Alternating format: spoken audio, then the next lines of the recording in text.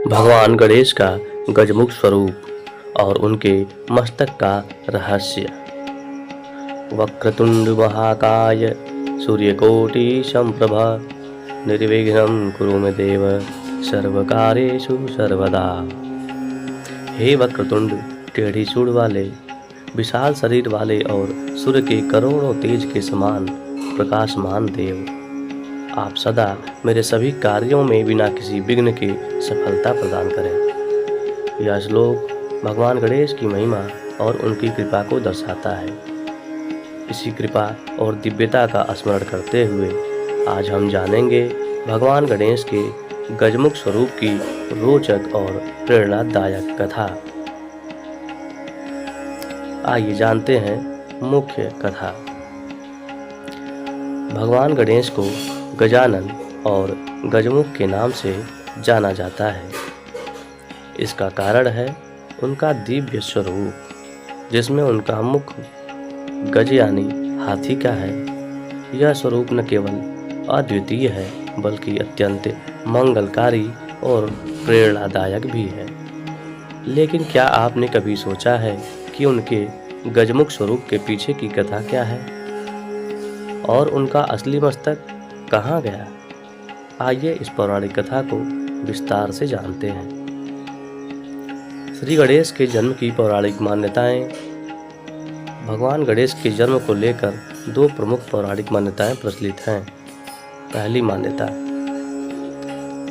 मान्यता के अनुसार जब माता पार्वती ने भगवान गणेश को जन्म दिया तो उनके अद्वितीय स्वरूप को देखने के लिए सभी देवी देवता जैसे इंद्र, चंद्र और अन्य लोकपाल उपस्थित हुए।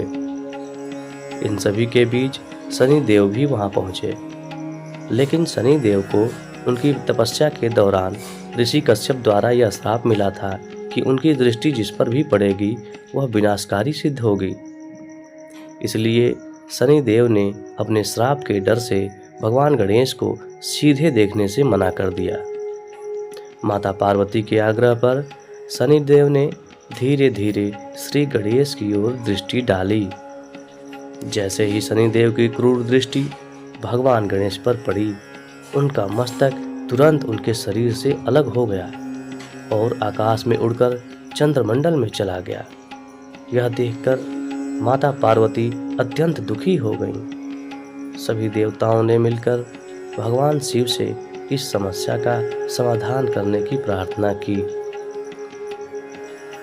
दूसरी मान्यता के अनुसार एक बार माता पार्वती ने अपने तन के मैल से एक बालक की आकृति बनाकर उसमें प्राण फूंक दिए।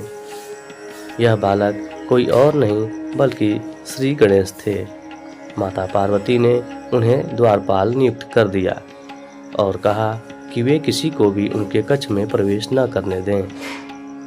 इसी दौरान भगवान शिव वहां पहुंचे और माता पार्वती से मिलने का प्रयास किया, लेकिन श्री गणेश ने उन्हें रोक दिया।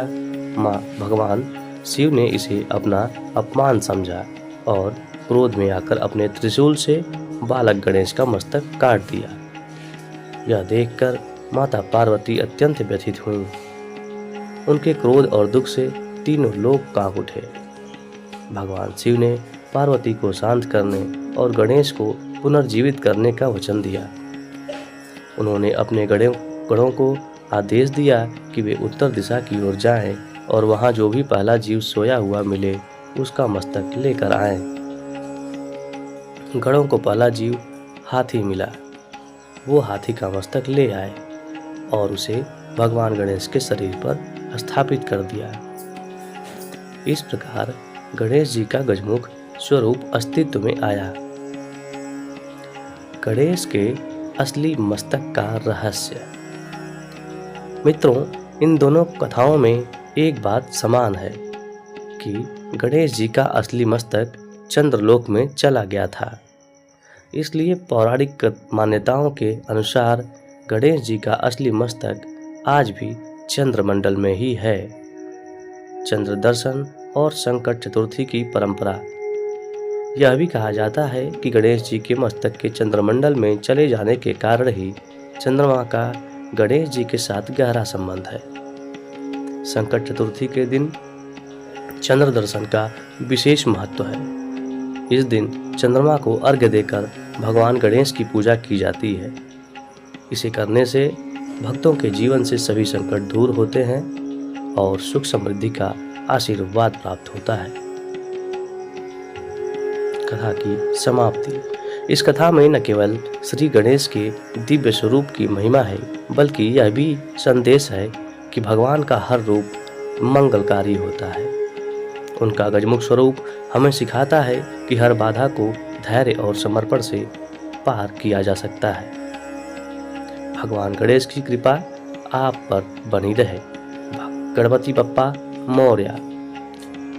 दोस्तों, उम्मीद है कि यह वीडियो आपको ज़रूर अच्छा लगा होगा, तो कृपया वीडियो को लाइक करके आपके अपने चैनल सत्य धर्म संसार को सब्सक्राइब कर लें। धन्यवाद।